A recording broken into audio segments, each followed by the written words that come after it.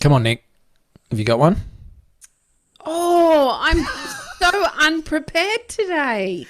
Yes! Got me. Yes! I pressed record and you weren't ready. I wasn't I'm really paying such a attention. child. That was poor form, Warwick. You caught me with my pants down. Welcome to the Tradies in Business podcast with your hosts Warwick Bidwell and Nicole Cox. Divert your phone and grab a brew as Waz and Nick unpack tips, tales, secrets and stuff-ups from guests both inside and outside your trade, helping educate and inspire you to break the cycle of gut-busting and money stress and create a true trade business. Howdy, listeners. Hello, team. How are I'm you today? celebrating my childish win today Yes, you are. of catching Coxie out without a mum joke, which You means really she's going to did. come at me twice as hard next time. No, you know what? I'm going to let you chalk up this win. I'm going to let you have this one, and I'll do it publicly because I don't know that our listeners know that you often catch me. And you really have this time. So, yeah, there you go. Listeners, Normally it's just privately I catch you out. what a surprise I'm not perfect. Such a child. Well, I have to get some wins somewhere because I certainly didn't win in my mountain bike race the other night. Look, I'm not winning at Pilates, but I am by actually showing up. So if it was a competition, I'm screwed. Comes down to the definition of winning, doesn't it, Coxie? Well, maybe it comes down to the definition of what I'm going for. My goal. What is my goal? Oh, when it comes boom. Mic to drop, Pilates? listeners. Don't you just love our segues? Especially now. See, I contributed to that segue. I'm pretty proud of myself today. That was full Chuck Norris ninja skills there, Coxie. I'm learning. Thank you. I don't know if it's a Patiently. good skill to learn anyway.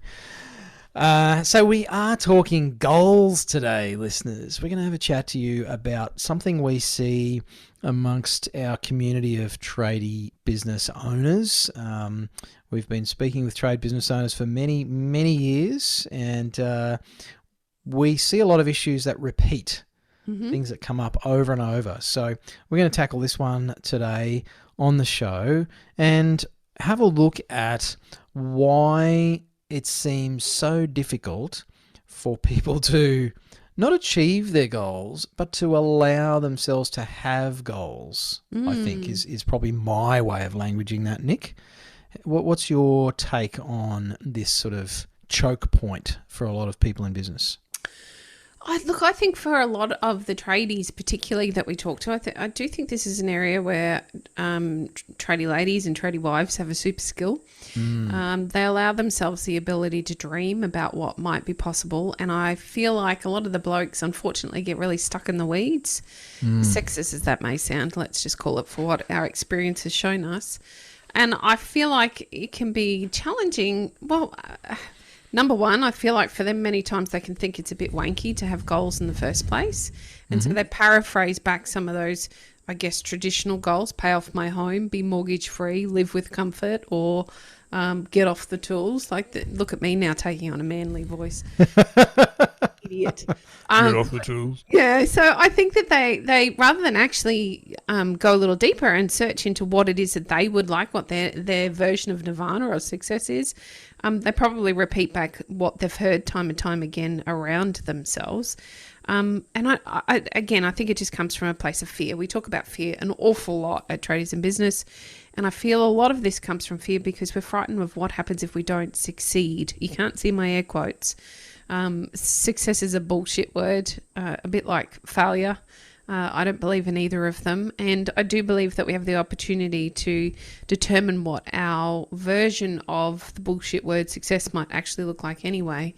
But I also feel like many tradies find that challenging and difficult because they want to hold themselves, I guess, in esteem next to those around them rather than just looking internally on what that might look like. So that was a really long-winded answer to your very simple question.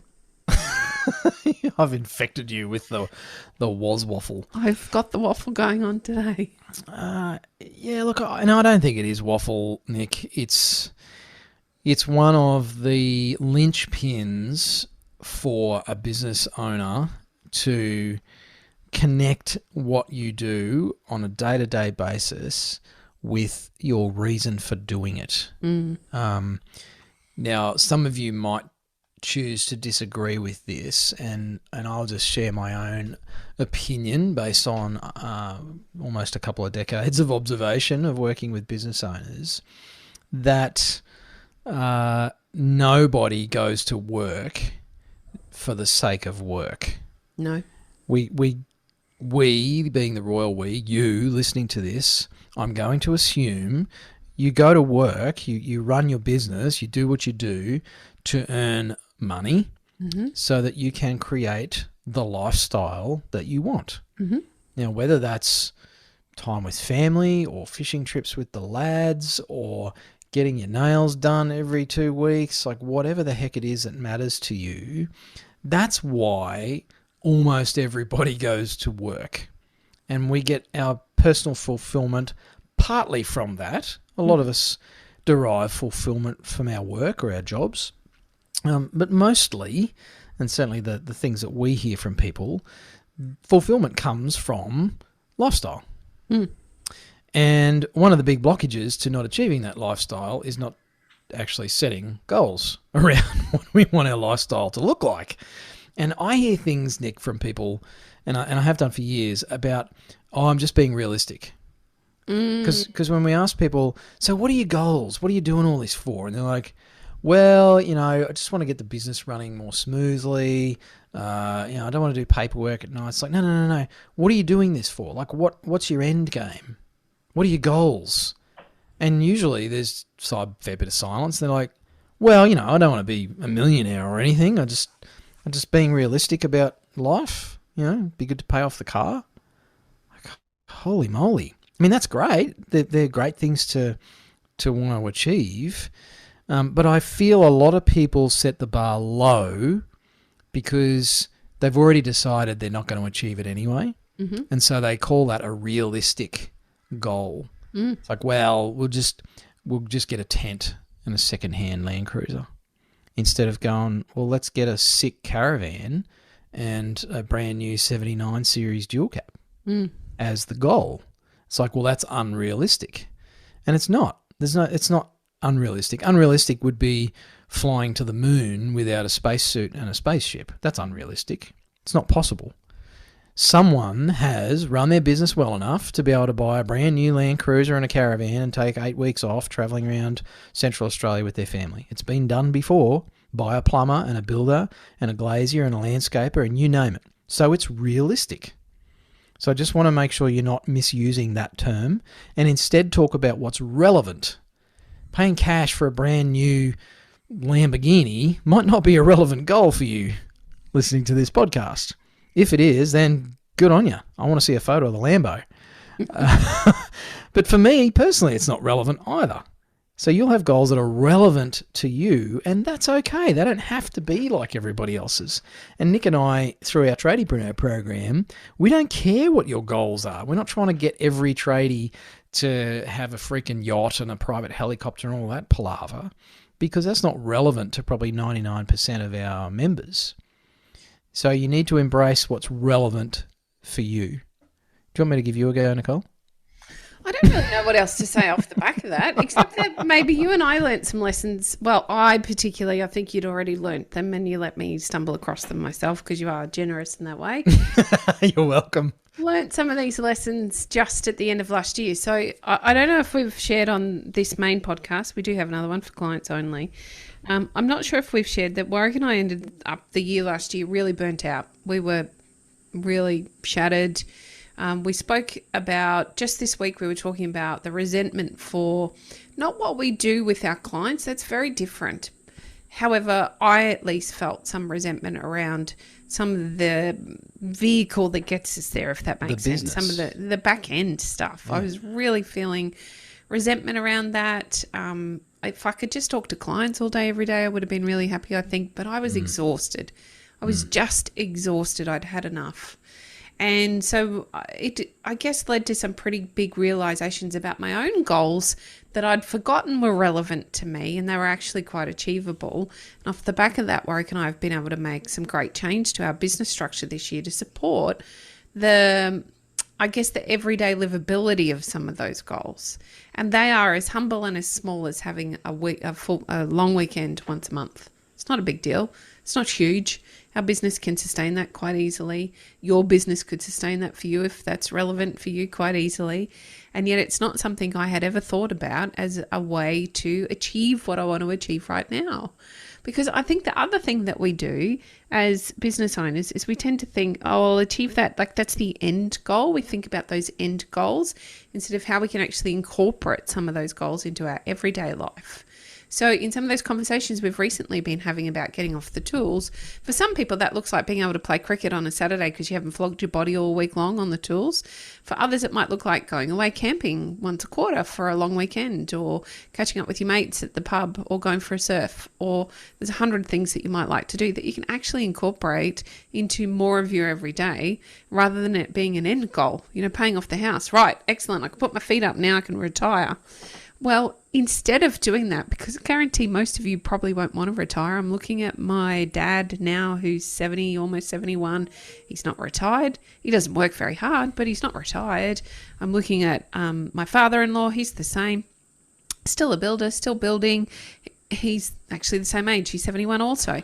They don't want to retire. They love working with their hands. They enjoy doing what they're doing. It certainly looks very different to what it did before. Now they're working on their own. They're doing smaller jobs. They're choosing the jobs that they enjoy, but they're not living the retirement I know they both thought they would be living at this stage of life, because it turns out it's not what they want at this stage of life. And so instead, you have the opportunity, particularly as a business owner, to start to incorporate some of that time that we often push away. You can be doing some of that now, taking those trips away, taking 8 weeks to drive through Central Australia and camp with your family, or taking extended holidays or leave over Christmas, or just going for a damn surf once or twice a week. You have the opportunity as the business owner, you're totally in control to start to live some of those that are relevant to you right now, rather than leaving it till it's too late. So maybe I've come to where I wanted to be in a roundabout way.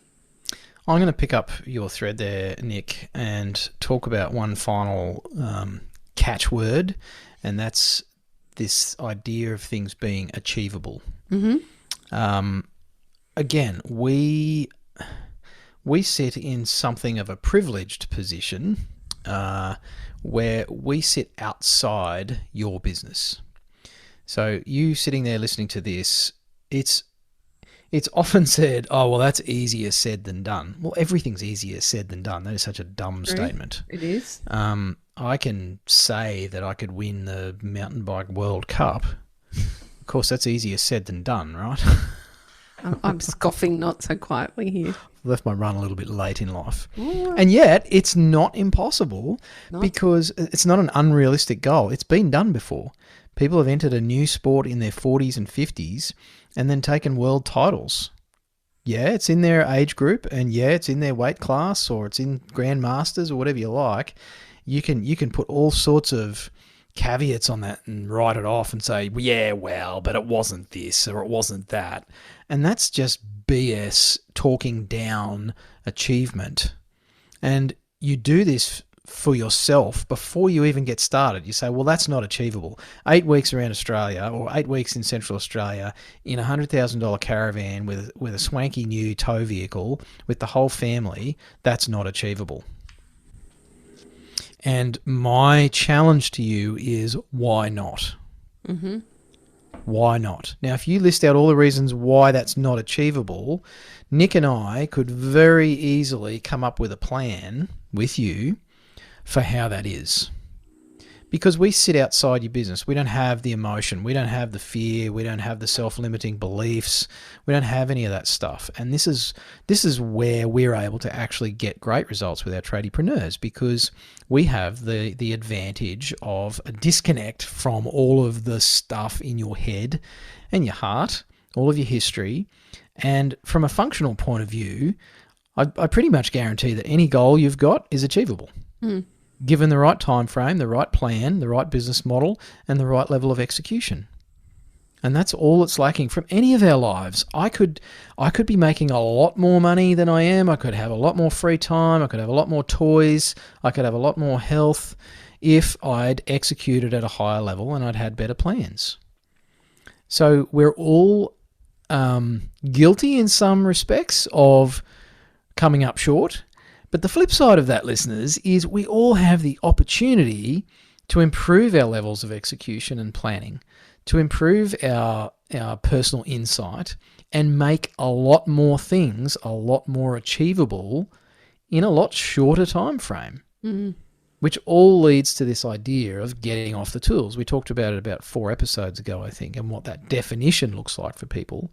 But I think in terms of setting goals, specific goals, Nick, often we don't set them because we've already decided that we're not going to meet them anyway, so why bother? Mm-hmm. And we've shot ourselves in the foot before we've even started the race. Self-sabotage. Bingo.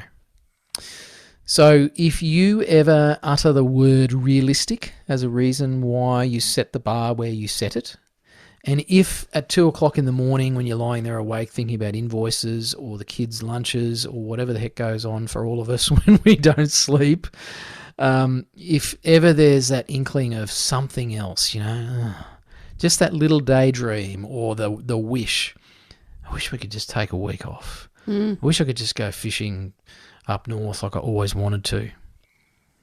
Then those are your goals. Those are the things that you really ought to write down, make them goals, that's relevant to you, and then develop a plan to make them achievable. That was a cracking episode, Warwick. I suspect some people will be feeling a bit overwhelmed by that, Nick, listening to this. Of course. And if that's you, I don't mean to add to your stress or pressures. What I would suggest is, and look, this is a shameless and heartfelt plea for you to get some help from us. Nick and I have put together a workshop. We're on a mission at the moment, and will be for some time, I suspect. We're on a mission to help 1,000 tradies get off the tools. Now, that definition will be different for everybody, but we're on a mission to help 1,000 tradies get off the tools. So we've created a workshop, funnily enough, called the Get Off the Tools Workshop. Fancy that. It is free. It's packed full of, I guess, the top things that we believe will get you working towards that those goals, whatever Get Off the Tools looks like for you. The first one, we're just going to run these repeatedly throughout the year. They're online, so everybody can access them from anywhere, from any time zone, even in New Zealand. G'day to our Kiwi Cuzzy Bro Sis listeners. So you can jump online. It's less than an hour, and we're going to give you actionable steps to move towards getting off the tools, whatever that looks like for you. Yeah, not to be missed. Quick, easy. It's only an hour. It's amazing how much information we can pack into an hour. It's not a sales fest. We're just going to give you some information so you can walk away and actually start to make some change in your business to help support some of those goals that you might not be articulating just yet. Big part of that is going to be setting some goals. Warning. But it's imperative. Yes, there might. It's imperative for you to begin to move forward. So please come and join us. You can find all the details on the website. There's a little pop-up there. Or you can find it on the Facebook page or in the Facebook group, Get Off the Tools with Tradies in Business. We're everywhere. Just search Tradies in Business and you'll be able to follow a thread to find some more info. We're looking forward to seeing many of you on those webinars and workshops so that we can help you get unstuck and moving forward. Some great opportunities coming up in the next couple of years for trade businesses. So make this the time to change. Start looking at how to get off the tools. Thanks for listening. You've been listening to the Tradies in Business podcast with Warwick Bidwell and Nicole Cox. Find out more about today's guest, tools for your trade business and other cool stuff at tradiesinbusiness.com.au.